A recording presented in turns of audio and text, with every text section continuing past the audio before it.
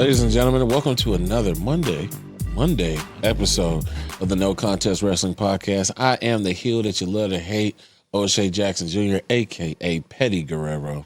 Hey, yo, it's me. It's that TOO, JIGG2G, TJ Jefferson. Holla. And today, we got another guest today from NXT. Yeah. He is the current holder of the NXT Heritage Cup. The King, Lexis King, will be joining us on NCW today. Great dude. Can't wait for you to check it out. And I can't wait to see how he gets that Heritage Cup around with him. Dude, that's... You got to make sure. We can't forget that. How's that get from here to there? It's insane. I feel like a belt is so much more conventional. But it'll be good to know how he lugs that cup around. Now, I heard you had a guest on? Oh, yeah. On the main show, on the Rich Eisen show, we had the architect, Seth. I guess they dropped the freaking, but Seth Rollins, he came on to the Rich Eisen show today, and, I had some questions for him. Okay. All right. We got to get Seth on NCW. What happened on the Rich show? Well, I can show you better than I can tell you. Okay. I'm getting clips. I don't know the clips that's going to be on the show. All right. Let's see. Now we know you, Roman Reigns, CM Punk, yes. WrestleMania. It's looking like the main event, right? The story of CM Punk and the Shield goes back, 12, 13 years. Yes, sir. So it's pretty amazing to see this thing kind of come. I don't want to say full circle because full circle means it's over. I don't think it's over. But to see this thing come around all these years later, what's it going to mean and feel like for you to step in, that ring at WrestleMania with Roman Reigns, CM Punk, and you, man? I mean, you look at it, three of the biggest icons of the business in the last 15, 20 years. And I think there's a lot of animosity between the three characters that you mentioned. Real animosity, I know, between myself and Punk and Roman and Punk. I think a lot of professional respect between myself and Roman, but also a little bit of distrust there. We've got a lengthy history. And so I think what you're going to get is three very, very combustible elements. And triple threat matches don't have rules. Right. So there's no disqualifications and no countouts. So we really have anything and everything at our disposal to take care of the other two. So I'm really excited for it. You don't really get the opportunity to do triple threat matches at WrestleMania very often. It's often a singles one-on-one contest. So there's a lot at play. And like you mentioned, a lot of history, and we got about a month to dig into all that stuff. So I think it'll come up, and I'll be very curious to see what kind of emotions it elicits from our audience who, we're kind of three fan favorites. But the one thing I notice, as much as these crowds love me, I was in Bologna, they're singing my song, I can barely get a word in edgewise. The minute I start talking about CM Punk or Roman Reigns, they're not too happy about that. They turn on you a little bit, bro. I've seen it. But that's the way it is when Punk starts talking about me or Roman starts talking about me or Punk. They love to put the finger in the air, but when you start running down the guys they like, then they don't know how to feel. So there's a lot of complex emotions going on between the three of us and between the audience. So I'm very interested to see how it plays out. I just got to say, man, I can't believe this is my job sometimes. Number one, great job being on the Rich show and still finding a way to get an NCW topic. Oh, that goes without saying. That's just super the necessary. Versatility from Jefferson is great. Look at him go. The dude is amazing. But absolutely, dude. Yeah, I mean, seeing everyone who knows me knows CM Punk is, an actual friend of mine. Yeah. That's Phil is my guy. He's been my guy for years. He was my guy before he went back to AEW. Yeah, man. And everyone knows that Roman, I don't know if they know, but he is our tribal chief. And Seth Rollins, we know how Seth Rollins held down the WWE. Yeah. For the years when he was on top. So it is going to be a bunch of mixed emotions. I don't know how I'm going to feel at Mania, but I will know I will be at Mania. I will be there. I will be in the building, TJ. I mean, Rain, sleet, or snow. I'm gonna be there too. You know what I'm saying? I'm going. I don't care if I got to dress up like a concession worker and sell peanuts and Cokes in between the matches. I don't care if I got to clean up. Maybe they'll put me on the ring crew. I'm gonna be in the building though. So peanuts and Cokes, bro. That versatility, bro. Come on, Stop man. playing with us. Stop playing with us, bro. But the match is gonna be huge, bro. Match is gonna be huge, and now he said you rarely get a triple threat, and now it looks like we're going to get two because you're going to have Roman, Seth, and Punk, and then you're going to have Io, Bianca, and Rhea. So we're going to get two of these, and both of these matches are going to be certified grade A bangers. Bro. And I'm like you. I love all three of the guys on the men's side, and you all know how I feel about Bianca. What are we never going to do? I'm never gonna boo Bianca, and you know me about Io. Yeah, bro, I'm never gonna boo Io. I don't think I've ever booed Rhea. Yeah, so I mean, man, this is gonna be incredible, man. Yeah. I'm so where we, about what was today?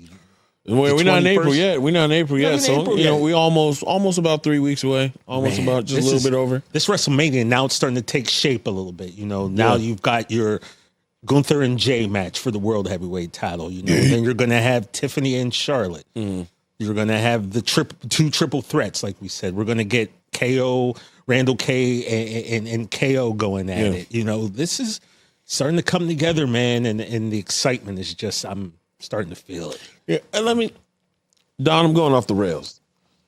Let me just say, oh boy, all right. Oh boy. I don't know what's going on with Tiffany Stratton, but it's not the Tiffany Stratton I know and love from NXT. Tiffany, I need you to lock in. All right, I need you to lock in. I'm a Charlotte Flair fan, second generation forever. But Tiff, I'm gonna need to see something. It's as a Tiffany Stratton fan, my girl's getting worked. Girl's getting beat up a lot, dude. You're talking on the mic or physically? Because it's a little both right now. I know, but I know that Tiffany from NXT was quick as a whip, sharp. You love to hate her, but that's what made us really love her. And I think WrestleMania, the way that they're gearing and pushing her up is going to be, I mean, she's already the champion, so I can't call it a coming out party, but I'm very excited and I'm anticipating this match because I feel like the WWE knows we need to see something from Tiff. And Tiff, bring that house down, please. I hate to interrupt. It's just sometimes something just pops in your head. This just popped in my head during the Seth Rollins interview. After we cut the interview there, Seth is still talking about things that could happen at Mania. And I told him that I had an idea of something that could happen in that triple threat match that would burn it all down. And he goes, well, that's my theme, burn it down. And I'm like, it's funny you said that. I'm going to make just a prediction. I'm going to make a little WrestleMania prediction because what's wrestling about? It's about taking you down the road and then making a turn that you never, on the road that you never saw coming. True. You've got the triple threat. Got the tribal chief. Talk to him. You got Charles Montgomery Punk. And you've got Seth freaking Rollins. Yeah. Right. Also on the outside, you got the wise man, Paul Heyman. Now, Paul Heyman, we know, owns Charles Montgomery, Cookie Monster Punk, a favor. You remember a few decades ago when Paul Heyman was with Brock Lesnar and then he flipped on Brock and then took the Big Show on? Okay. Don't do this, TJ. I think it's Monday. Something that would set the world on fire. Who's the one guy that the wise man, Paul Heyman, has not been an on-air manager / advocate / wise man for out of those three men? No, Seth. What if at WrestleMania 41, Paul Heyman and Seth Rollins, Wonder Twin Powers, activate? I'm calling my Uber right now. Okay. Like Zan and Jaina and their monkey friend Gleek. I can't deal with Wendy and Marvin, too. They were on this. What if Seth and Paul Heyman?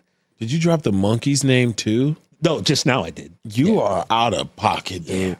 I just saw I shook you a little bit. I don't want to hear that. I don't want to hear that. I don't want that. And Seth asked me on the Rich Eisen show. I said, no. I said, I got a podcast where I can talk about that. So I wanted to make sure I got that in today. What if? That's a lot. That's a lot to think about. And sadly, on this episode, we got a big interview to do. Yeah. So we'll get into more of that next week on next Monday's just let show. that marinate for a week, baby. Yeah, I'm keeping an eye on you, bro. I've been in this game for years. Backstabbing. It made me an animal. There's rules to this stuff. I wrote me a manual, okay? TJ, I've always said the heaviest letters in the alphabet are JR. All right. Yeah. They bring a level of responsibility onto you from day one, and it is a challenge given to you from the first day you're born to make a name for yourself. And our next guest is doing just that. He is a former PWI Rookie of the Year. Rookie of the Year. Rookie of the Year is crazy. Right. Rookie of the Year. My man he's gone from earning his bachelor's degree in business and information systems to earning the NXT Heritage Cup. Northern Kentucky, stand up. He's gone from cubicles to the squared circle. Ladies and gentlemen, welcome the King, Lexis King, to NCW, man. Good to see you. Hey, happy to be here. It sounds like you did your research. A little bit, we try. Hey, Lexis, like I like to tell people, this ain't a game. We don't do this for fun. I mean, we do it for fun, but So, dude, we, like you said, I've done my research. So talk to us a little bit about getting that itch for wrestling from the cubicle. You had your idea of where your life was going to go, but when exactly did you get bit by that wrestling bug? Well, I think you touched on it earlier. It's always very, very difficult to follow in the footsteps of a great man. And, as great as my father was, it didn't quite end so well for him. And I think because of that, there was a lot of pressure from my family and my teachers and my coaches to pursue more of a mundane lifestyle and to go to college and get my degree and all of those things. So I kind of put wrestling in the back of my mind. I tried not to connect with it too much until I got older. But, it was, getting through college. I wanted to prove to myself that I could do that. That's, my father never actually finished, never graduated. My mother didn't finish either, so it was kind of a family thing to kind of get that diploma and show that I could succeed at being a, normal, for lack of a better word, person. And I think when you're there and you're like, oh, okay, well, this is it. You know what I mean? This is going to be my life for the rest of my life. 9 to 5 every day. I'm going to sit in this chair and I'm going to answer phone calls and I'm going to solve other people's problems. Well, I quickly realized that wasn't for me. I was spending more of my day at the office on YouTube, watching wrestling videos and figuring out that, wait a minute, there's actually a world outside the WWE. I don't actually have to be an NCAA or a freaking NFL draft pick to make it. I saw what Cody Rhodes was doing. I saw what the Young Bucks were doing, and Kenny Omega and Chris Jericho going over to Japan and creating all that. And I thought, wow, this wrestling world is so much bigger than I thought, and maybe there is a chance for me to kind of break in and see if I like it, Right. And I'd seen you speak a bit about those memorial shows. Mm-hmm. Now, are you in attendance of those shows? Are wrestlers speaking to you about how old were you? Talk to us a little bit about those. So I was like between the ages of like 5 and 8. We did like 3 or 4 of those shows, and that was my first real exposure to it. I was really young, so I wasn't really able to grasp sort of what the business was and all that. But I remember just being around Mark Henry and the Hardy Boys, and my first ever wrestling entrance was at one of those memorial shows. Me and my little sister, we came out with the Hardy Boys, and we got to feel that like coming through the curtain kind of pop and stuff. But it wasn't long after that those were sort of used as like a way to raise money for our family and stuff. And then once they stopped having them, I kind of was more or less disconnected from the business after that. Mm. And again, the way that we were raised, was more or less not to be, associated with wrestling. We were kind of, annexed from it in that way. But no, I mean, those memories are still very fond to me. I remember meeting Ric Flair, Gold Dust, a lot of those guys, at a young age. And it was, it was really cool to look back on those memories. And, part of me wishes I had started sooner. But also everything happens for a reason. And I don't know if I'd be where I'm at now if I didn't take the path that I took. So. So Lex, I know you were very young when your father, the late great Flying Brian, the loose cannon Pillman, passed away. Can I just talk to you about what are some of your memories of your dad? I know it was so early in your life that he passed on, but I actually, the memories are very few, but some of the most, some of the most things I remember are, when he had his Hummer accident. And he came home after getting his surgery and stuff, and he had these bolts. He had this weight bolted into his ankle to keep it in place. And I'm telling you straight up, they were screwed in there, and you could see him sticking out of his leg, and the blood and the crust around the bolts. It almost looked like it was just he was a machine, he was just this mechanically disabled. I can just remember that very vividly. There's the details of the grime and all that, and I thought that was super cool as a kid. I didn't know he was in so much pain. I was like, oh, he's in so much pain, but all I could do was look at it and touch it and stuff. I really remember his voice, and how coarse it was through all the throat surgeries he had. And then I remember the night that Stone Cold broke into my home and vandalized my property, destroyed my kiddie pool, broke the glass, shattered the glass of the back door. I mean, they didn't clean up that glass for 3 weeks after that. I was mad. I was a pissed off little kid. I was like, there's glass all over I had a little jungle gym down there in the basement. I was a spoiled little brat, you know what I mean? My dad was a pro wrestler, so I had a lot of toys and stuff. And, Steve Austin didn't give a damn. He just came in and tore the place to shit. And I think he still owes me for that one. So. do you remember much, like you said, about the shoot? Do you remember did they talk to you before the shoot to let you know what was going to happen? Did they explain to you? I mean, even at that young age, do you remember any of that? Yeah, we were. I remember me and my sister. We were crying, and we didn't know what was going on. And they were just, they have obviously the production people there telling us to stay upstairs, don't go downstairs, don't go downstairs. But at the time, it was just so chaotic, and they didn't want to spoil it for us kids. So honestly, we thought it was a shoot. We didn't know what was going on. That's crazy. Because at that time, man, your dad had, he had become one of these first wrestlers who really blurred the lines between a work and a shoot, right? To the point where I remember when that happened, we literally thought Stone Cold really broke. Oh no, bro, this is real. Yeah. And then Brian Pillman pulled a gun on Stone Cold. No. Rightfully so.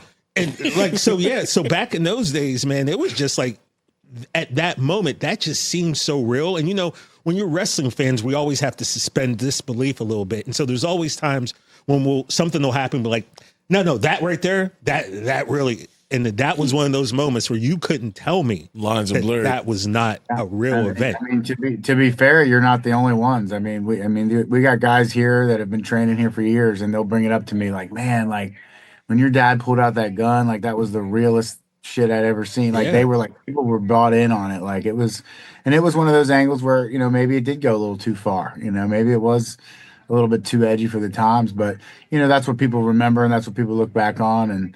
And I think it's pretty cool that he has sort of that moment in history where, reality was definitely, blurred there. Now you mentioned training. We know that you trained under the great Lance Storm. Can you, if I heard this right, you drove 30 hours to go train up in Calgary, Alberta, Canada. Talk to us about what it is to drive 30 hours. I'm not driving 30 hours for shit, TJ. Well, if you wanted to become a pro wrestler, Lance Storm was there. I get it. 30 hours. That's There's literally a song about that. But yeah, so talk to us about driving 30 hours. What are some of those road trips like before you even get there? So, I made my decision to train with Lance Storm, based on a bunch of different factors. I looked up what was the most reputable school at the time, and I actually reached out to Steve Austin, who was kind of guiding me in the right direction, and he assured me that Lance was a great place to start with. But I actually took my first bump in OVW in Louisville under a guy named Rip Rogers. Mm-hmm. That's where I kind of took my first bumps, cut some promos. I didn't learn a whole lot because it was a few weeks after that I would end up going up to Calgary, but I wanted to get a little bit of a head start and see what was going on. And Smart. but yeah, I mean, it was a cool little rite of passage for me as well because my father trained in Calgary and trained in that Canadian wrestling style. And for me, Lance Storm, because, the Hart family didn't have a school up there at the time. So for me, Lance Storm was sort of the successor to the Hart Dungeon in many ways. And I think, Lance himself actually trained with the Harts too when he was coming up. And there was a point where he was like leading the classes and was like the head coach, like almost for them too. So he was the ultimate successor for me. And it was this cool, a lot of my career has sort of, mirrored my father's in some ways. And I always thought that was very special in a way to sort of pay respect to him and go get trained the right way. Yeah, I took my own car. I had a little Scion XD at the time, a little piece of junk, but she made it all the way out there. My uncle, who more or less was, raised me. He was pretty much the closest thing I had to a father. He took the trip out west with me, and we took the scenic route. We went through Yellowstone and we saw Mount Rushmore and all that before we, cut it up north up to Calgary, where I ended up staying in Calgary for 3 months. So it wasn't too bad to get the drive out of the way. My uncle flew back a few days after we got there. But yeah, it was a cool little road trip out there. I got to live in Calgary, Alberta for 3 months and train with one of the best, most sound fundamental wrestlers that there ever was, and pay a little tribute to my father. Also, while I'm out there, I'm in Calgary. I got to meet the Hart family and Bruce and Brett and everybody. I've been over to Brett's house. He's been very good to me. And then years later, down the road, after being on AEW and some different things, the Hart family actually did start up an independent show at some of their different venues and stuff. And Brett's got a distillery, so it's always been a great connection with them. I love going up there and getting a chance to perform. It's really cool.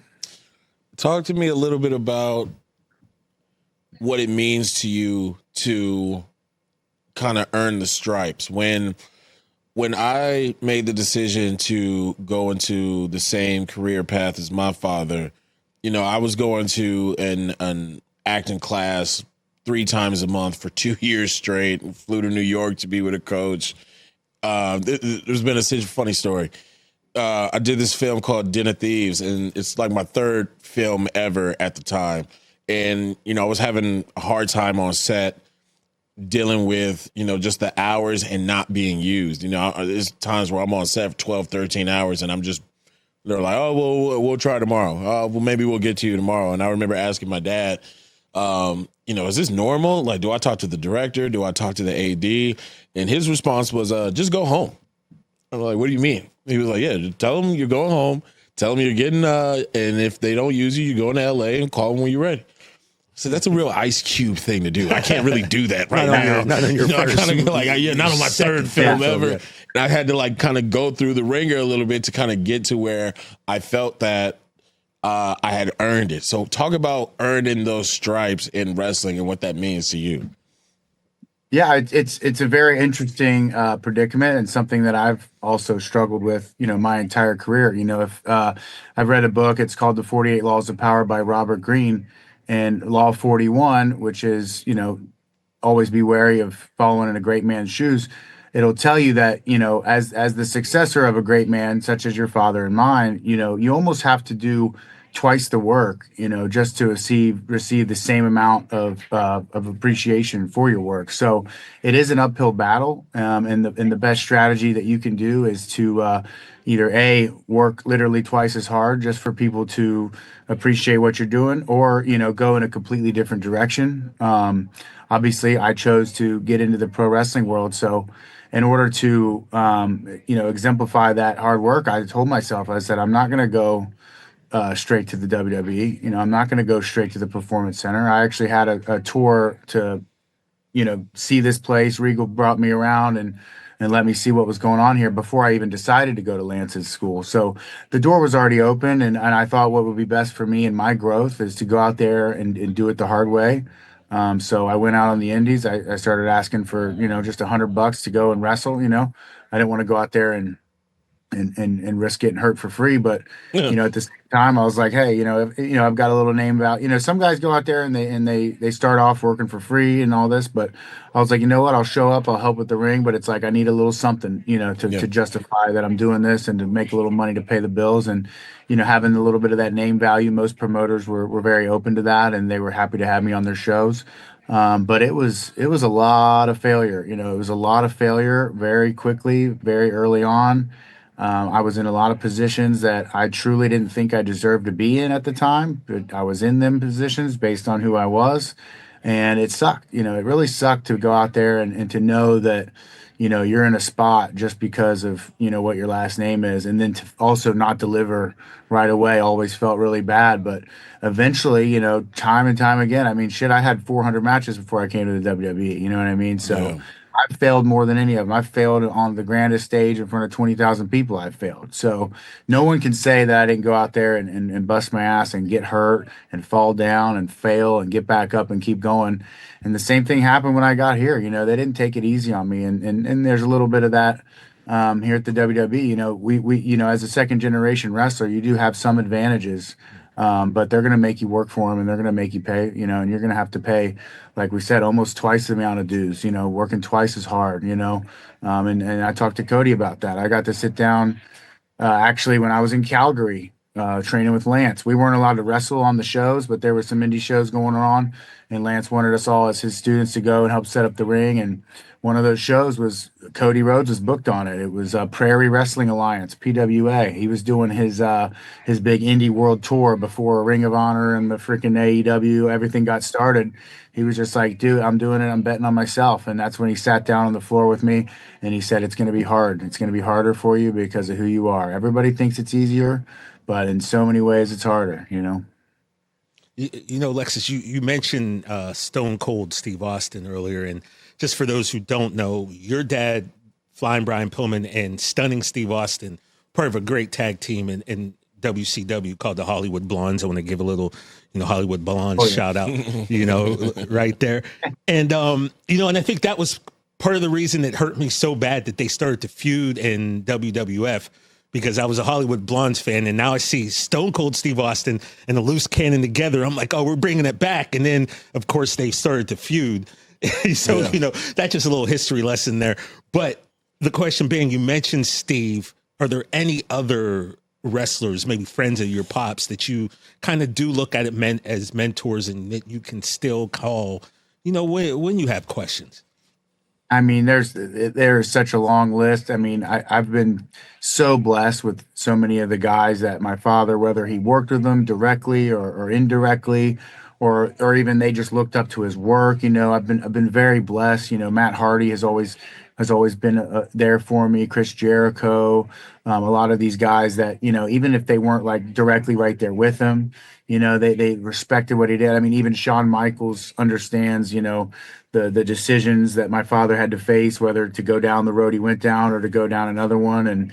And so a lot of these guys, they can relate to my story and my father's story and the unfortunateness of his passing, and they can kind of relate and extend a hand and help me out. But honestly, I am a product of my environment. I am a product of all these amazing producers and agents and the writers here at WWE. They've really reined me in and really molded me into a much better performer because, I mean, going back to even when I was on the Indies, just so many guys that sharing locker rooms with, Ricky Morton, and then like I mentioned, Rip Rogers earlier, he worked with my dad a lot. So there's been so much that has gone into, getting me to where I am today that I couldn't have done it alone, You talk to us about the training and the grind and the 400 matches. I need to know what was your welcome to wrestling moment, a bump that was either crazy or something that just made you say, yeah, this is the life we chose. This is it right here. Or maybe made him second guess the life. Yeah, like, God damn.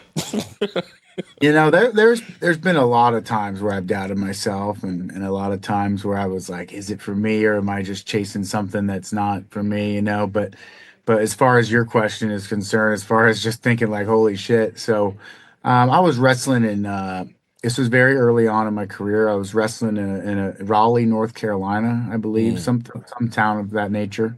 And we're wrestling in a gym, in like a high school gym, on a basketball court. So we've got hardwood floor. We've set the ring up for this independent promoter, and there's no mats around the ring. And I'm like, all right, no big deal, right? And it's hotter than shit, right? Because we're in North Carolina. It's the middle of the summer.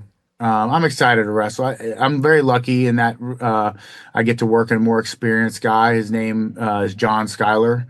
And at the time, he was really solid, and he's really great now, too. But we were in this match, and, we're doing our best. Again, I'm young. I'm trying to do everything in the book. And he goes, "Hey, man, I want to do it's pretty simple. I know you're green. You haven't taken it before, but I'm going to do like a Finley roll off the second rope. I'm going to stand on the second. I just need you to get up there and get on my shoulders." And I'm like, all right, simple enough. Looking back, I would have been like, no thanks. But, I didn't know any better. And I'm going to do whatever they ask. But I'd never done or taken the move before. And so, of course, we're in the blistering hot North Carolina. It's sweatier than a dog out there. He's a sweaty guy. I'm a sweaty guy. He pulls off the straps of his singlet, so there's no friction up there. I'm up on the top rope. He comes and gets me, goes to set me up on his shoulders. And I don't know if it was just the ropes or the ring or whatever, or me being nervous, but maybe I grabbed something or pushed something. But we're up there, we're at the top of the turnbuckle, and instead of going in the ring, we just took a nice little DVD to the hardwood floor. I went and went. Luckily, I tucked my head. I landed right on my shoulder, immediately separated my AC joint. I'm laying there. I think I think my whole career's over. And he comes out there. He's like, "Are you okay? I'm sorry." He throws me in. He's like, "Take a super kick, boom." And we take it home, and I'm thinking, man, this is rough. But then, adrenaline's going. I'm not too bad. I'm thinking, oh my God, everything's tore up. I get to the back and they're like, oh, you got to catch this flight tomorrow. And so it's like, shit, I go back to the hotel. I'm laying there. I'm in pain. I can't find a single comfortable spot. I mean, at some point, I think I just stayed up and writhed in pain all night. And then I think I actually went to the ER that night before I went back to the hotel.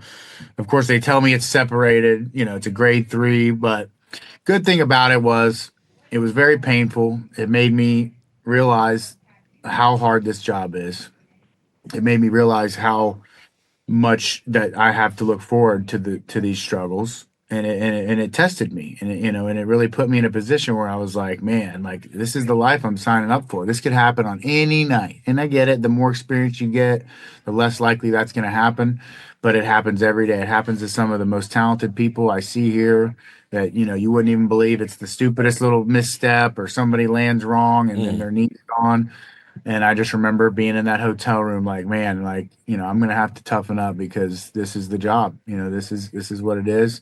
Turned out it wasn't too bad. It's still separated to this day. You know what I mean? You kind of see it. Oh, wow. Yeah. You know what I mean? Oh, yeah. So that's just not connected. But a lot of guys have them. It's a common MMA injury. And yeah, you just rehab it. And then I bounced back pretty quickly. I kept taking my bookings. I kept wrestling and training, and that's something else you got to do in this business. Whether you're hurt or injured, you got to keep going because you don't wrestle, you don't get paid. Yeah, TJ. Yeah. So sorry for hurting you, but get in the ring and take this super kick is crazy. Wow, man. That's why not everyone is built for that life. Yeah. Is there anybody at I like to ask this question a lot. Obviously, you're over at NXT. You're working with, a lot of great people over there. We think it's one of the most talented rosters NXT has put out in quite some while. Yeah. Is there anybody's move, whether it be a finisher or it can be, just your run-of-the-mill move that you just hate taking? Just when you gotta take that bump, it's like, all right, we gotta suck it up today. Now there's a few moves out there. We have a couple guys that like to lay their stuff in, but I think we can all, as a roster, we all have the consensus that taking the pizza toss from Oba, that's a tough one to take.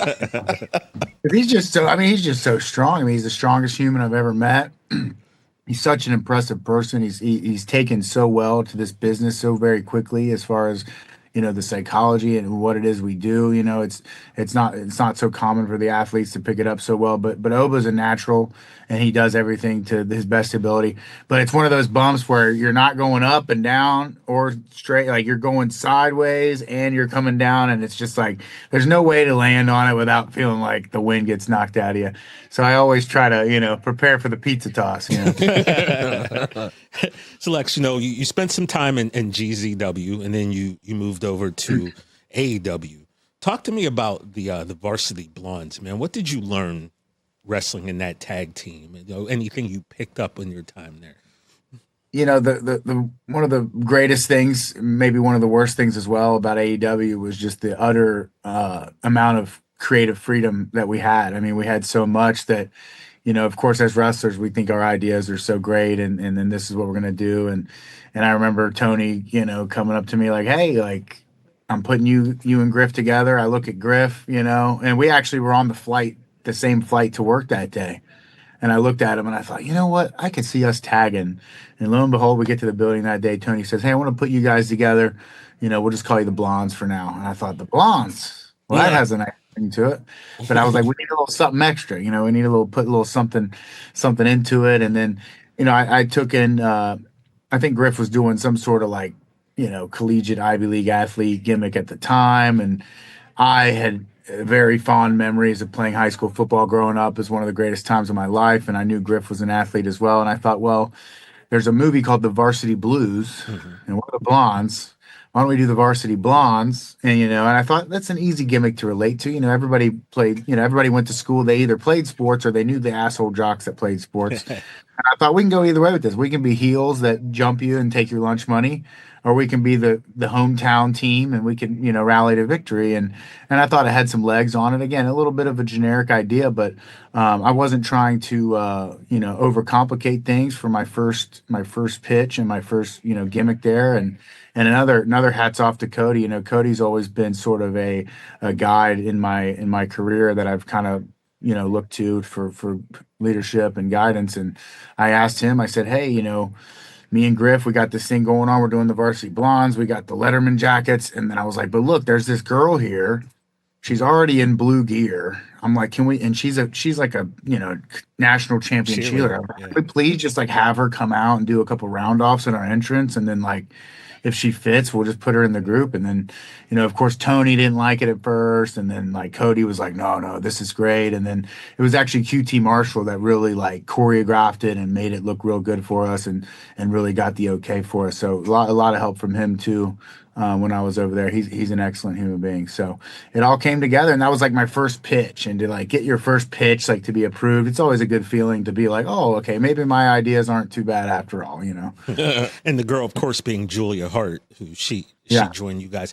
Now, you can correct me if I'm wrong, but it seems as though you're one of the few people who've gone back and forth that doesn't really have like a tumultuous story when it comes to changing. That's a good word, TJ. Brand tumultuous. Yeah, I see you, bro. Thank you. I see you. It seems like you, unless it's something happened that we don't know, seemed like you were, it was a pretty amicable split. You did your time in AEW, and then what?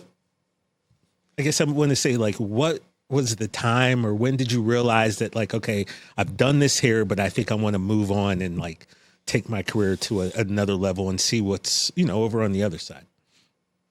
Yeah, I think that things started to look a little grim when they took, when they sort of removed Julia from the group. I thought she was a very imperative part of it.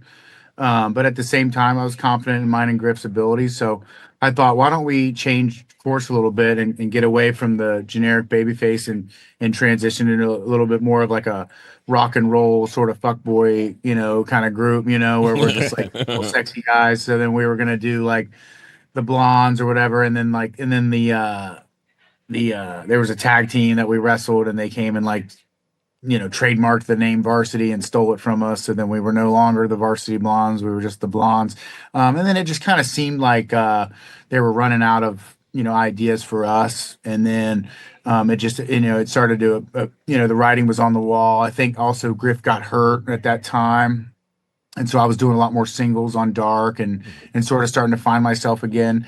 And whenever and the beauty of AEW too is that when you weren't being used, you had access to go and do the indies and to experiment and try new things. So I took very full advantage of that, and I tried to stay booked. Even if I wasn't booked on TV, I had something going on the weekends and stuff, and so I was always traveling, staying busy, and that's where I started to find myself. And again, it might have been a little too late. AEW was very much a sink or swim environment. So by the time I found myself, it might have been a little too late. And I don't think it was, my contract had come up. It wasn't like I was released prior to it being done with, but it was a little out of the blue just because I was doing a lot of we had started doing house show loops. And I had been performing well. I had a match with Jeff Jarrett and Claudio and some great, like really fun house show matches. So I was on the road with the team. And at the time, a lot of the bigger stars, weren't willing to do those shows. So I thought that I was showing like a lot of like, willingness to work and to be for the company. And I did put the company first. I was very much a huge fan of AEW while I was there, and I still am a huge fan, and I wish them all the best because, if it wasn't for, we have to remember, if it wasn't for AEW giving myself that stage, giving Ricky and Ethan that stage, we might not be where we are now. You know what I mean? So it was a great amount of exposure, and I got to work with Brian Danielson and John Moxley and all these great guys that, just by feeling them and just by touching them, you get better. You know what I mean? And like being in a tag team, and me and Griff, we got to wrestle the Young Bucks and we got to wrestle FTR. So we got to have a nice taste of like the whole spectrum of wrestling. The AEW is kind of like a melting pot of wrestling. They have so many styles and so many little things you can pick up on. So it's definitely a different type of learning experience as opposed to here at WWE. It's more of a structured learning experience, which is more beneficial for me. I've always benefited more from structure, but no, it was a very, very imperative part of my career that definitely helped me grow. That's what's up. Now, TJ, I know that we are a wrestling pod. Mm-hmm. Okay, I know we talk wrestling all day. But my man's got other interests that I want to tap into. I know. You're a car guy, man. You're a car guy. I love it. You're still pushing the what was it, the IS 300 Lexus? By the way. Yeah. I got a 5.0 now. So. I had to make a Lexus 5.0. Bro, Lexis King driving the IS 300 drove me crazy last night when I found out. Lexus, I'm also a Lexus guy. I got an SC 430. So I'm also in that Lexus, that family. Give us some of your dream cars. Give us a top 5 or something. Let us know about your love of cars. The story. I'll get to the top 5 in a second, but the story about that Lexus goes deeper than the name. So my very first job when I was 13 years old was at my uncle's body shop. Now this was like a junkyard where they would buy wrecked cars at auction that had like bodywork damage, and then a bunch of old guys, they would fix them up and then resell them as like salvage titles. And it was a great way for a young person that was trying to afford a car, you know what I mean? And so my uncle was like, hey, if you help us out around the shop, do this, that, or the other, pay your dues, eventually I'll help you get a car. And they had this blue Lexus IS 300 manual in the back corner. And I thought, man, I'm going to bust my ass and I'm going to work here as long as I have to afford to get that damn car. Mm-hmm. Well, then one of the days, getting closer and leading up to when I was finally able to get it, the freaking one of the shop owner's sons comes in and he goes, oh, I want that one. And then they started work. Of course it was currently wrecked, but they picked it out and then they started to get to work on it. And then it became his. And I thought, man, one day I just want to get that IS. So purchasing that car, last year or whatever, was a way for me to sort of fulfill my little childhood dream of owning one while also paying an homage to my character name, right? So I thought that was really cool. But no, right now I had a motorcycle stint where I was really big into riding for a bit. And so I had just, John Cena pulled me aside one day at the PC, said, hey, I saw you coming in on your bike, and I just want to say, I like cars and stuff too, and I used to ride, but I stopped riding once I got this job because, if I get hurt, I don't get paid. And then when John Cena says something like that to you, you pretty much have to just, hang up the motorcycle boots and focus on wrestling. So I needed something a little more fun. So I took the IS and I sold it. And then I sold my motorcycle and got myself a Mustang 5.0 2015. performance package. So it's a really awesome car. I've always been a fan of driving manual. Now that I've had them, I was always very critical of Mustangs, but now that I've owned one, like for the price per buck, I mean, you're getting so much car. I mean, it's an amazing car. I love it. But yeah, top five. I mean, obviously, I think the McLaren F1 is like the most legendary car ever. Oof. I think that goes down as like the top car. I was always a huge fan of the James Bond Aston Martin. Oh Always yeah. my favorite as a kid. That's probably number two. Yeah, I mean, I guess we have to throw the Lexus in there also. Not only that, but like in the Need for Speed games, I would always get the Lexus IS too. Right. It was always very fun for me. And then I guess we'll throw my dad's Hummer up there, at number four, because goddamn, that Hummer basically changed the course of my life. So it's a very important car. And also, I believe he had a Porsche as well. Yeah, So, that's yeah. I don't know what specific one it was, but I've always aspired to have a little Porsche at some point in my life. It's just they're so expensive these days. Yeah, of course. I'm a big fan of Porsche. Like when I was a kid, like what got me into like where I started paying attention to cars is this movie Gone in 60 Seconds, Nicolas Cage. Yeah, Shelby yeah. GT 500. Like I like Classic. to I this love day, it. I need that in my life. Goldberg had a Barracuda, and I remember asking my brother, "What car is that?" And just like, so I feel you. When I found out you're a car guy, I was like, okay, I gotta ask him that. But I also know for our gamers out there like myself, my man is on Twitch. You're still on Twitch, right? Lexis Yeah, King, I was WWE. streaming last night. I streamed all night last night. It was crazy. Time flies. What are some of your favorite games? What are you playing right now? Right now, I'm stuck on Monster Hunter Wilds with the homies. Shout out Chris and Gio. But Yeah, yes, sorry. no, what are Yeah. you playing? What are you playing? I've recently I grew up playing like World of Warcraft, and then I had a period of college where I like wanted to go pro in League of Legends. So like I'm still like pretty proficient at the game. I'm a little bit of an OG. I started playing League of Legends like when it first came out, and I've taken like an 8-year break, so I'm still kind of rusty. And then I've kind of quit playing World of Warcraft. It's just it becomes a little too much.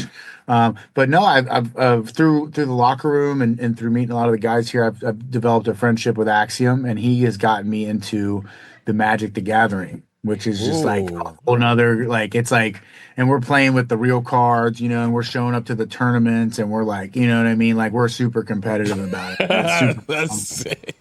And then they have the digital version of that as well, the MTG Arena that you can play online. And like I grew up with the cards, but as a kid, I didn't know how to play the game. I just Yeah. collected the cards. I didn't really know what was going on. But then when I got older, I tried out Hearthstone, and that kind of taught me like how to play a card game for real. And then so now I just actually play the real card game. So it's pretty cool. So between that, and then I'll stream League of Legends. And then I've never been much of a wrestling game guy. Like I've always been like fantasy, RPG, whatever, Skyrim, Elden Ring, I've always liked that stuff. But I've always been like a multiplayer person too. Like so Sure. I used to play Smash Brothers competitively, Smash 4 and Smash Ultimate. I would go to tourneys for that. And then I don't know where I was going with that, but Bro, I was gonna say, bro, you're in you in I'm a 2K25, gamer, yeah. right? You in I'm a gamer, that's for 2K25. Yeah. So I was gonna say, like, I was never a big fan of wrestling games, but the last one I played was SmackDown vs. Raw '07, and I loved it. And I'd always play as Brock Lesnar. But now that I'm in WWE 2K25, I was like, you know what? Screw it. I'm just gonna give it a chance, and I play it, and I love it. It's a great game. It's really really fun.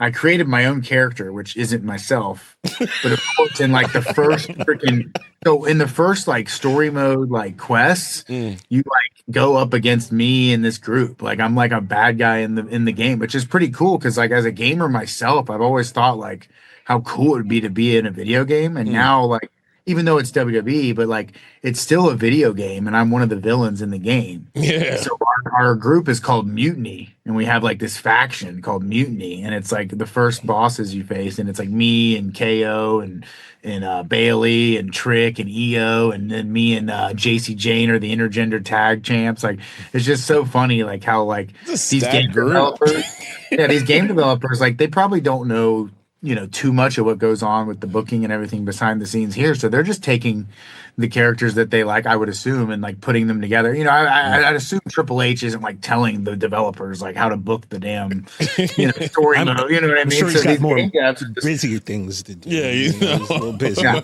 So I'm a little bit flattered that they chose me to be like a pivotal part of the story mode. And then also, if you go into the tutorial where it talks about like the grappling and stuff, it uses me and Charlie Dempsey as like the dummies for the tutorial. So I thought that was pretty cool too. That's sick. Another man. second generation guy. Yeah, dude. Oh, I'm always happy to see a gamer in a game, dude. So respect to you, man. It's cool like that, and then like getting the action figure in the same year. It's been like a really good year for me to sort of be like, immortalized by those things, and to show that I've kind of did my part in this business, and I've created my own name. For the first time, I'm starting to feel like my own man. You know what I mean? I'm starting to step outside that shadow. That's dope. That's really sick. dope. So, we talked about everything before. Now we're in the NXT, and I guess I have a 2-part question here. Your presentation, right? First of all, where did the idea for the sitting on the chair, the throne, and having it slide in the frame? That's just so hard. That's first of all never been done that I know of in wrestling before. That's part 1 of the presentation, and part 2 a little bit more of the physical part. We got to get on your beard game, and we got to talk about where this idea for you to have your beard looking so crispy. Where should I start? Should I start with the throne or start with the beard? You start wherever you would like to start, Lexis Well, King. I'm not here to tell you what to I would do. love to say that the throne was my idea, but no, that was 100% a WWE production call. I want to say it was Matt Bloom, the head coach, because he was the first person to tell me about it. But the way he pitched it first, he was like, "We got an idea for you, Lexus. We're gonna have this throne, and we're gonna have a bunch of smoke shows, and they're gonna carry you out on the throne." And I'm thinking, wow, like I hit the freaking jackpot. I got the name King. I got all the hot girls carrying me out on the throne. And then we get to the day of the show, and they're like, it's gonna be hard for these girls to carry you out there. So we're gonna have to figure out another way to like, get you to come out. And then one of the production guys was like, "Oh, why don't we just throw it on some wheels and we'll roll them out?" And then we like spent the day like figuring out how it would work and like, how we're going to get the wheels. And it's like, it's not like some advanced technology. Like it's literally just on wheels. And then like, there's a few guys on the other end that just like, they just like pull it off. but it comes out great. And then you add the fog in there and it comes out great. So I'm beyond blessed by that. I think that, apart from the important things of changing my name, obviously was very important for me to create my own identity, but also all these little things that we can do to further myself from my father to create my own character has done wonders for me. This company didn't owe me anything, and they've done so many things to make me an even bigger star. I always thought I was going to be a star. I always thought I had what it took. I always thought I had the look and the ability to talk and the ability to connect with people, but it's all the smoke and mirrors. It's all the production. It's all the hard work, and from the writers and the people pulling the chair and from everybody, you know what I mean? The props people that put together the Heritage Cup and keep it shined up. Like there's so much that goes into this business that, I didn't understand, because as an indie wrestler and even at AEW, you had so much on your plate and so much control. You didn't realize how much other people can do to contribute, and how if you just focus on the wrestling and getting that done in the ring, everything else will fall into place, No doubt. And then obviously, the facial hair, the beard. Yeah. The geometry. About that. I'm a little worse for wear today. It is a very expensive procedure, I will say, but every week I spend a few $100s and I go to a guy named Charlie. He's a Peruvian man. He is in local. He's actually the barbershop owner. He owns like several barbershops around Orlando. I think there's like 4 or 5 of them. And he is the utmost professional. This is like his artwork.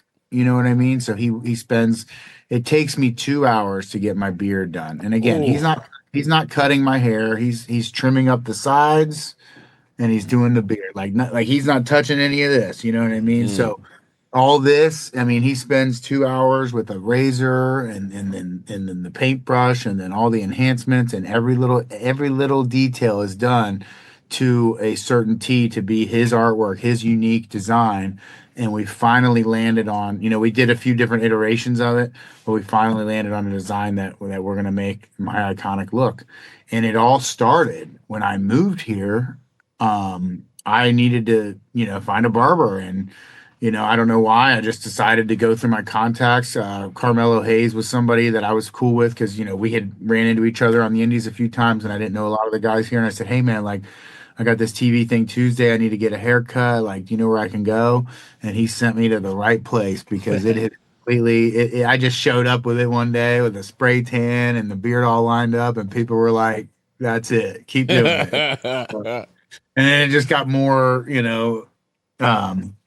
obnoxious as time went on. We kept upgrading it a little bit, but no, I think we're happy with where it's at, and I'm happy with the reception that it's had. There's so many ways that you can make yourself stand out in this business, and that's definitely one of them. And you mentioned obviously the name change from Brian Pillman Jr. to Lexis King. Now, funny story, TJ. My dad, a lot of most people don't know this, but there was a time where he was a little concerned about me being a junior, where he felt like maybe I shouldn't have been a junior because of how hard it would be to make a name for myself. And so, that was an inner battle that he kind of went through. The only issue was he came to this conclusion when I was 31 years old. So it was the game at that point 3 years ago. So it's like, oh, we're a little late. We've got some credits now. But so talk to us about how it came down to Lexis King. And what you said, you got the cool King name and like all that. So what is that process of finding that new name?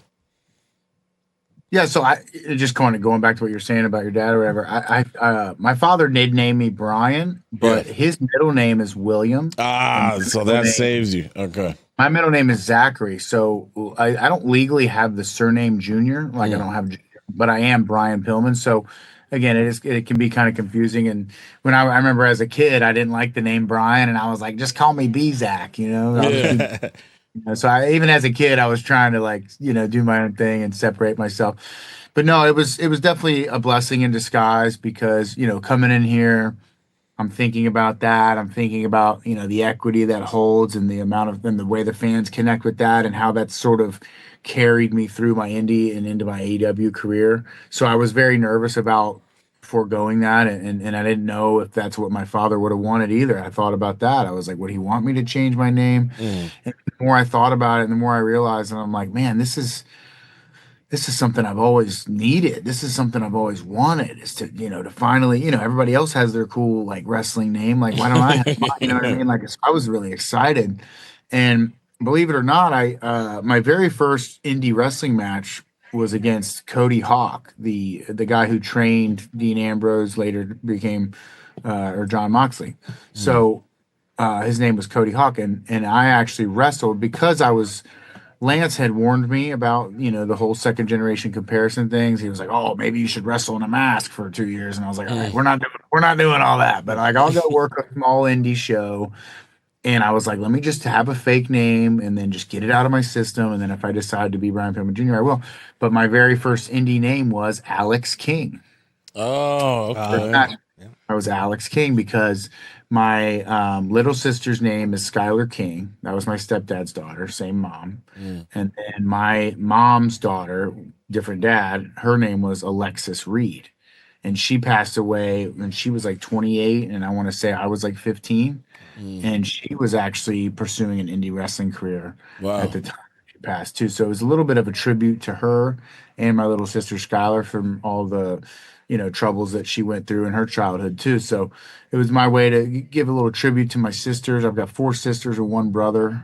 I don't think my brother would be too mad about not using his name, but no, I think that's where the name came from. And I was so blessed to come here to WWE because as soon as they told me, like, as soon as they were like, all right, we talked again, there's a million standards. Who knows what's true? But they're like, all right, we talked to legal and they said you can't be Brian Pillman Jr. And I was just instantly, I already had the name ready. I was like, all right, I know what I'm going to be like. And then actually again, I'm thinking Alex King or Alexis King, and I'm thinking about it, and I'm like, man, how do I make this cooler, edgier, and like I almost wanted to like rib the whole like because everybody makes fun of like the NXT names, and I'm like, my name's got to be some goofy, like it's got to be something weird that way people can just like they can't, you know what I mean? They can't stop looking at it. So one of the guys in the break room was like, well, just he was just like, what if you just do Lexus like without the A, like just Lexus? And I'm like, you're a damn genius. All right? Like, we're going with that. Yeah. I'm like, you're a genius. And then I actually texted Jericho about it too to get his thoughts on it, and he liked it too. So, but that was a cool time. Anytime there's creativity involved or creating something new, it's always really cool for me. So I really like that process and getting gear made and anything that where new stuff comes about. It's always interesting for me. That's dope. That's dope. I think it's. Well, before we get to that, because we have a few more questions for you, but since we're on the topic of family, I just want to bring this up because I feel like she deserves her flowers. I remember watching your dad's Dark Side of the Ring, and your Aunt Linda was on there, and she, I guess, helped raise you. And I can just remember watching that thinking, Linda is a G, man. Can you tell us a little bit about your aunt and what she meant to you? Yeah, Linda, that is my father's sister. She is a saint, and everything happens for a reason. She never actually had kids of her own. So, when my father passed, there was a very rough period where I was living with my mother and stepfather. And about the age of 13, things started getting pretty rough. And then my Aunt Linda was up in Norwood taking care of my grandma, Granny, which is my dad's mother, who lived to be like 83. Like she lived to be quite old. So my aunt was busy taking care of her. It was hard for her to drop that and to come down. But once my grandmother passed, my Aunt Linda, sold her home up there, took out a lot of her retirement and bought me and my sister Brittany a home in Northern Kentucky so that way we could continue going to the same high school. And that's when my Aunt Linda really stepped in and became my caretaker. And when I was about 15 or 16, she took over. I lived with a friend for a couple years before that. I lived with a buddy named Paul before that. But once Linda came in and gave us like a solid, stable home to live in, that's when I was able to really dial in and focus on sports and not focus on, what I was going to eat the next day, So she is a true angel, a true saint. And she is every bit of my mother as anybody, you know what I mean? She is my mother, and she took care of me and my sisters and everything. So she deserves it all, you know what I mean? So I always make sure when I get those action figure checks to send her, a couple $1,000 here and there, because anything to help her out. Right now she takes care of my dog up in Northern Kentucky. I got a wild Catahoula leopard dog, and she's a handful, and I couldn't have her down here at the apartment because it wouldn't have worked out. So Linda's still creating miracles to this day as she continues to take care of my dog back home in Edgewood. Shout out to Aunt Linda, man. Yeah, shout out to Aunt Linda. True G, right? She's actually has a shirt on ProWrestlingTees.com. It's like the loose cannon shirt, but instead it's Linda's face on it. It's pretty cool. It says Linda Eppin Pillman. Might have to grab us to it. Exactly. All right, now we got a question that we ask everybody. Our first guest ever, CM Punk. We kind of set the bar there. Fans loved it, and we've asked every single person that's been on here. So here we go, man. You're in a bar. It's 50 dudes in that bar that don't want you in there. All right. You need to pick a team of you and 4 other wrestlers to make sure that the king, Lexis King, gets to the car. They're BMW fans, Lexis. You know what I'm saying? So they, rough. Well, I'll tell you one of my number ones is going to be Baron Corbin, because I just saw the other day he won another gold medal at a tournament. I mean, talk about a guy that's just such a pro. Yeah. And and doesn't act like he can actually be, you know what I mean? It's always the guys that act like they can fight who can't, But he's just the nicest guy. He's the lightest brother to work with, but he could break your leg in half. And he was on my team. Yeah. I picked him. I know who the real shooters are. I can tell you right now. I'd want Baron Corbin. I would want Karrion Kross. He was also my, I had him on my team too, Lex. Not only that, yeah, they're also huge. Yeah. So not only can they fight, but they're also big. And win or lose, I mean, shit, I'd still want Gable Steveson on my team. I got to train with that motherfucker, and he's the strongest human I've ever met. And I think he had a load of potential and would have been an amazing star. Yeah. This business. I think his mind was still in that world, the amateur wrestling world. And, because when you grow up, and that's all you do, I mean, that's what you live and you breathe, you know what I mean? Where a lot of these guys here, this is what whether they came from the indies, that's what they're focused on. So I think maybe his head was still in that sport, but talk about like one of the baddest dudes I've ever met, like literally picked me up in the air and like held me in his hand in like practice, and I couldn't get down. He held me up in the air with one hand. So I'd want Gable, I'd want Kross, I'd want Baron. One more. Shoot, I only need one more. One more. Man, who's a real shooter? I don't know. I guess we have to have a chick in there, don't we? We need Shayna in there. No way. She's one that if she doesn't get mentioned in the comments, everyone's always like, "Well, what about Shayna?" Just in case someone at the bar's girlfriend's there, have her fight her. If she Someone's was in CM girlfriend, Punk's team. it'd be a couple dudes that Shayna's going to take out. You don't have to worry about. I've heard she's trouble. Like I've heard she will mess. Like I'm not that good at the jiu-jitsu, but I go and I train at the same gym where they coach. So Shayna's a coach. Riddle's a coach. Riddle'll be a good one too. I'm actually surprised no one's mentioned Riddle. Bro. He's whooped my ass, yeah. He's whooped me up. So I gotta tell you, Lex, so we had Trick Williams on the show a few weeks ago, and we asked him the same question. And you have to take this up with him, but he put you on his bar fight crew. Mm-hmm. And the reason being, he figured if you were on the crew, half the guys might hate you anyway, so that half of them might leave and try to jump you, and it could help him. So, you might want to address that. I mean, that's one way to do it. Also, too, like, I'm not afraid to be dirty, you know what I mean? Like, I'm not going to sit there and get on the ground and grapple you, honestly. If I was in a bar fight situation, I would probably do some dirty tactics. I'd probably, like, headbutt somebody in the nose or kick them. Hey, it's no fake. Look, you're trying to get to the bottle crib. over their head. I know my dad was actually notorious for getting into bar fights and stuff, and he would break people's arms over the bar and stuff. Like he would do dirty shit. He once dangled some guy over like the balcony of like a riverfront restaurant over the water of the river. Like he's done some crazy shit. You ever heard the squeegee story with Sid Vicious? What do you know about that story? Oh, I don't know. I mean, I'm sure it's been told 25 different times and it's changed a million times. But I guess the idea was that, my dad was punking him out at the bar and he went to the gas station and came back with the squeegee and shit and tried to fight him. But who knows? I've heard of my dad putting people through car windshields and I've heard it all. He was trouble for sure. not in like a jiu-jitsu technical way. Very much just a bad dude type way. Yeah, just a street kind of way. You know what I mean? I don't recall him. He played football and stuff, but I played for the Bengals. For anyone who doesn't know, I don't recall him ever doing like martial arts and shit. You know what I mean? Like he would just beat you up. Well, yeah. I mean, your dad wasn't the biggest man, and for him to make the Cincinnati Bengals at the position he played, like. That comes with a lot of heart and a lot of toughness. So I could definitely see, Brian Pillman. Yeah, and a lot of it's the confidence and just being willing to say, F it. You know what I mean? I've heard stories of even CM Punk before he got into the MMA. Like, guys had a problem with it, and he'd be like, "All right, well, let's go outside and settle it." And CM Punk would be like, "All right, let's do it." You know what I mean? He was always willing to stick up for what he believed in. And I think my dad was the same way too. And there's a story, I don't know if it was Vader or somebody big, some big guy had a problem with my dad and was like, let's do it, let's fight or whatever. And my dad said, "Hey, dude, you beat my ass and nothing changes. Everybody expects you to beat my ass.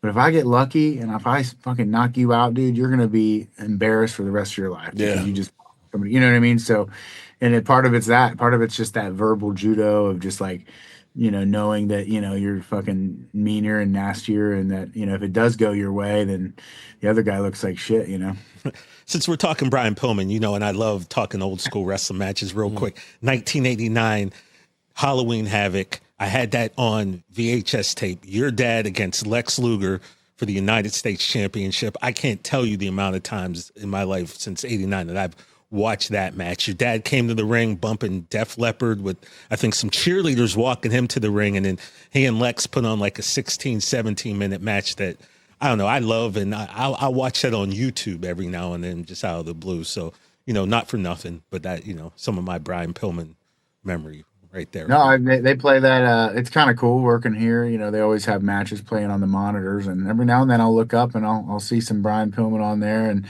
that match comes up a lot. And I always say that the standard of tan back then was much higher. These guys were strong as you could be. We had a tanning bed in our house, so my dad owned a tanning bed, and they must have lived in them motherfuckers.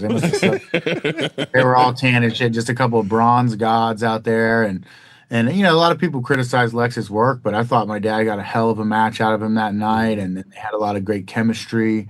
And again, that's what the business was. You got these blonde, bronze, jacked up guys. The amount of work that they put into their physiques and stuff was unparalleled back then too.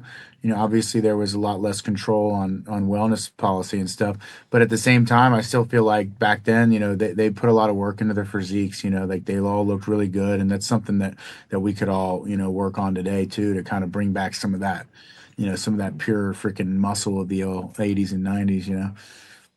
Man, Lexus, dude. Oh, wait. Something I want to ask. Okay. Because we've had a bunch of people that got to carry around, some belts. Yeah, this was actually, I have two questions. This was one of them. So you take this like one. carrying around that big ass cup? Bro, like, do you have to, please tell me production just takes it from show to show. Please tell me you don't have to take this airport. And how much does it weigh? How big is it? It's honestly the biggest rib ever. So there's like a TV cup, and then there's like a house show cup. Mm-hmm. And the TV cup is about 85 fucking pounds. I mean, it's unreal how heavy it is. And it's like, I'm walking out there and like my bicep is already torn by the time the match starts. I'm carrying this goddamn cup. Now, luckily for me, when we do go on the road, it's on the creative team to check it and bring it to the venue and all that, because I think the cup's worth it's worth $30,000. So it's a real thing, you know what I mean? It's made out of some real shit. So I don't think they trust me with it. But the other cup, and the working cup, is at my apartment. So I get to keep that one. And that one is like half the weight. That one's like 25 pounds. And I'm telling you, like, even then it's heavy. And the hardest part is getting in the ring with it. Because you gotta shuffle it in there. The ropes, trying to get caught on the ropes, and I've gotten pretty good at it, but it's definitely tough. I like it. I think it's original. I think it's unique. No one else has it. I mean, just to be able to say that I have a title in the WWE is just such an amazing feeling to have.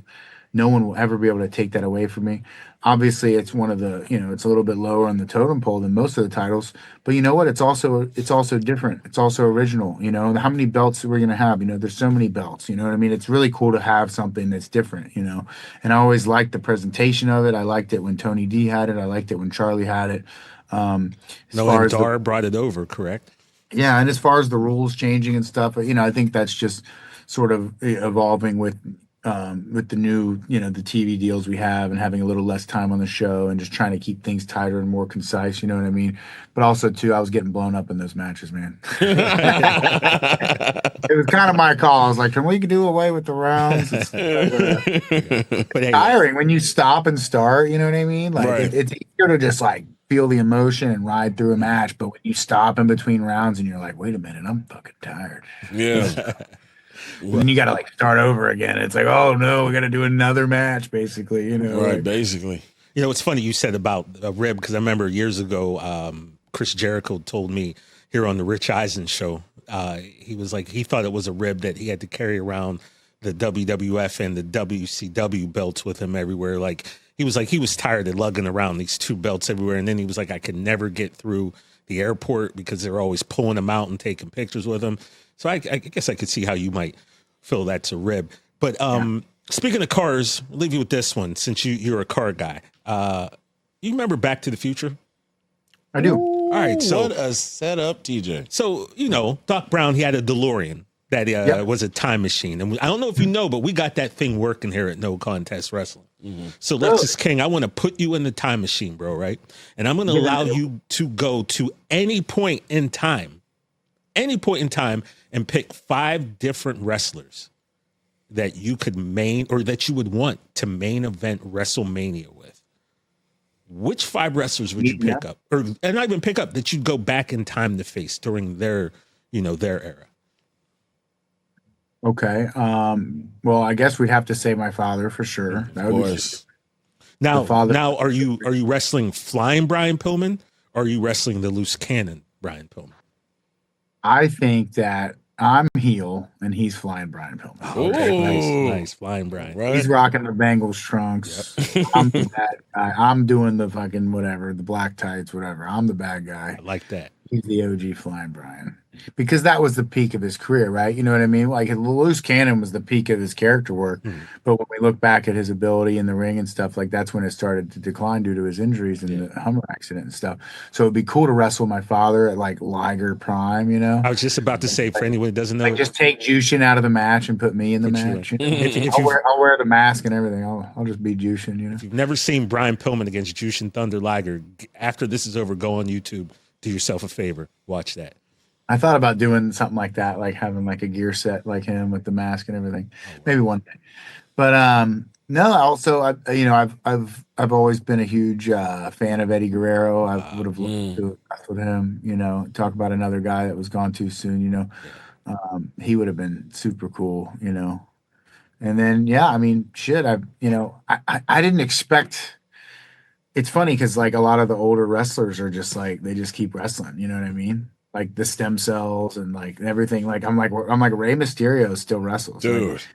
Like if I get called up tomorrow, like I have to like compete with airtime with Rey Mysterio. Like that's not easy to do. Yeah. Everybody wonders like, oh, why don't they use all these new people to get called up? And I'm like, they still have The Rock. Why would they need anybody else? They have The Rock. They have John Cena. They have Rey. Like these are people that I grew up aspiring to be. I mean, I'm sure they'll bring Brock Lesnar back. It's like if these are the guys I played on SmackDown versus Raw 2007, Right. are still wrestling, then why would they call any of us up if they've already got, you know, they still got Randy Orton, they've still got, you know, all the greats that we grew up on. So in a way that's great for the industry to see like how many years you can get out of this, you know what I mean? It's really cool to see that. But as far as me picking like a fantasy opponent, it's like it's not that much of a fantasy anymore. I might work them next week, you know.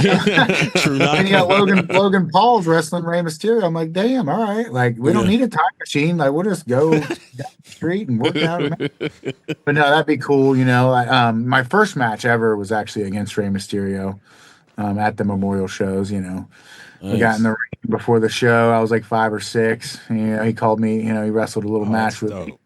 I think I did like a double stomp, just off the top rope, all my weight on him, just no work and nothing.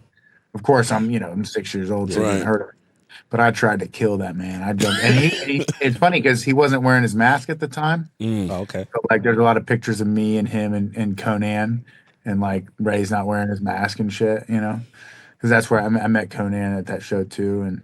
So I got some cool pics with maskless Ray after our match, you know. That's But that would be a cool one too, you know, like a prime. I mean, again, how do I say he's not in his prime right now with everything he's doing? I mean, he's amazing. But I've always wanted to work with him, have that rematch. So we got rematch. We got Flying Brian, we got Eddie, we got Ray. Yeah. How many more we need? Two more. Two more. You know, I've always thought it'd be cool to wrestle Mr. Perfect, you know. Oh wow. Great answer. Nice. He was brothered out. Like he was a good one. Like he was a guy that like made all your shit look good, you know. Like that's what small time. And I just like I don't know if I ever like I never got to meet him, and like I know his son. Like I had a connection with him. So like when you're a second gen in this business, you just kind of like it's just an unwritten thing that you're all like related, you know. Yeah. Right. Like all of our dads like did like crazy partying together, so it's like. Some of us could be related, you know what I mean? No, but like for real, like it's just kind of like a brotherhood type thing, you know. Not that we don't have, not that I don't have that connection with all the talent, but you know, we all kind of know what we're going through and can relate to that stuff. And so, his son Curtis Axel, he's a good brother, but it'd be cool to wrestle his dad. And then Flair, I think that everybody.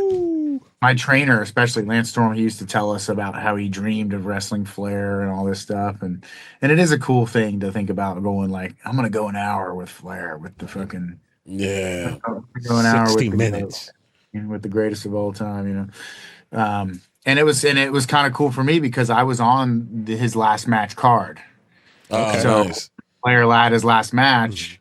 It was me and Brock Anderson and Arn Anderson versus Ricky Morton, his son Kerry Morton.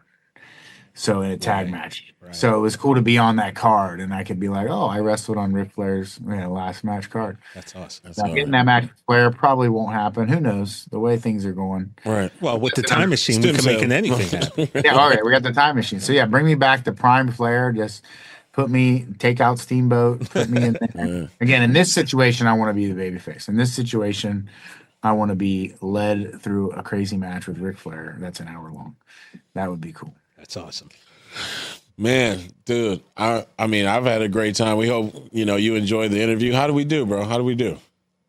Oh, it was great. Thank you. I'm glad I got to say whatever I wanted and not be too censored. Sorry if I cuss too much, but hey, no, fuck that. I felt the vibe, exactly. I don't get fired or whatever. Dude, we're all good here. All good, man. Much more power to you. We'll be watching, obviously. We got to go get some merch now. We got to go get Linda merch, bro. And I'm wearing Linda's shirt is definitely. We got it. You're not talking about me. You're talking about the Linda. Well, we'll get to you, Lex. But on Linda, she's the G. We got to get her, and then I'm gonna get to you. If that's okay. All the proceeds from the Linda F and Pillman shirt go straight to Linda and her cats. That's cats. And your wild dog. Yeah, man. Dude, much power to you. Thank you for giving us the time on NCW. Enjoy your day, man. You deserve it. And all the best to you going forward, brother. Absolutely. Long live Lexis King, baby. Yeah, long live Lexis King, man. Lexis King, everybody. Dude. Lexis. Paul Heyman joining Seth. I'm still sorry. on that? Yeah, I know. I'm sorry. We just had a great interview with Lexis King. And thank you, Lexis King. Paul Heyman with Seth. Listen, I stay up at night and I think about stuff. All right. And that was just something I thought about last night. No, bro, we got to talk about this next week. I know. What an asshole. But listen, guys, thank you, Lexis King. Yeah, man. I gotta talk to my co-host. We'll see you next Monday. We still doing Mondays. Yep. TJ, you sick man. Tell them where to find us. Oh, yeah. You can find us everywhere socially. You can find us on Twitter/X at There's No Contest. You find us on Instagram at No Contest Wrestling Podcast. You find all of our videos on the Rich Eisen Show YouTube page. And hey, by the way, NXT tomorrow night, something that I don't know that's been done before. Stephanie Vaquer, the champ, is going to defend both of her titles, the NXT Women's Championship and the North American Championship, on the same damn show against Miss Parker and Fallon Henley. Jada Parker going after the NXT championship. By the way, we put out that video and I decided, I just a little socially, I'll put this out there. I thought the first video we should put out should be you and her, because I really didn't have much to say talking anime and video games. And when I tell you that video blew up for us, because now everybody is even more in love with her than they were before, because they now know she games. So that. Shout out to Jada Parker for being on the show. Did I say thank you to Jada Parker? Yeah, thanks, Miss Parker. But, Stephanie Vaquer, Fallon Henley, like NXT tomorrow, I can't wait. I cannot wait for this tomorrow. Because can you ever remember a time where a champion defended both titles? No, so having a double champion is very rare anyway, right? Yeah. But defending both titles on the same night? Yeah. And it's incredible. It speaks to Stephanie Vaquer and what they got going on at WWE. We will see you guys next week where we'll know the results of all that. And Paul with Seth? Yeah, anyway, this has been the No Contest Wrestling Podcast. Don't look at my ankles. And thank you to Jada Parker, just because. Bye, Miss Parker.